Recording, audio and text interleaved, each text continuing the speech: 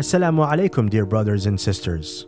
Today, we're gonna know an important task related to our prayers. Prayer is a test of a Muslim's sincerity and faith. It is the key to heaven.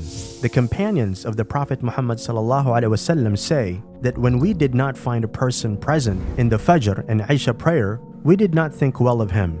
That is to be considered a hypocrite, because these two prayers were heavier on the hypocrites. It may not be difficult to perform other prayers, but only the believer arranges Fajr and Isha prayers.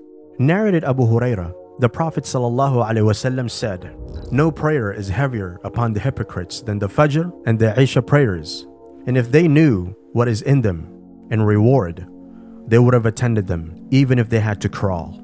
Certainly, I felt the urge to order the muaddin, call maker, so that he would pronounce iqamah, then order a man to lead the people in prayer, then take a flame of fire so that I burned the houses upon those who had not left for the prayer yet. The prayers of Fajr and Isha were specifically mentioned because at the time sleep dominates a person and the devil tries to stop them from praying the prayer with tricks and excuses. By offering prayers, he destroys all the intentions of Satan. Many people spend the whole night talking nonsense, watching idle movies and dramas, committing various sins, and engaging in disobedience to Allah. Due to these reasons, they sleep with great neglect and dominance during Fajr and Isha. That's why they're deprived of the great reward. It is a great mistake to differentiate between our duties, that is to adopt certain rulings as desired and to leave some rulings as difficult.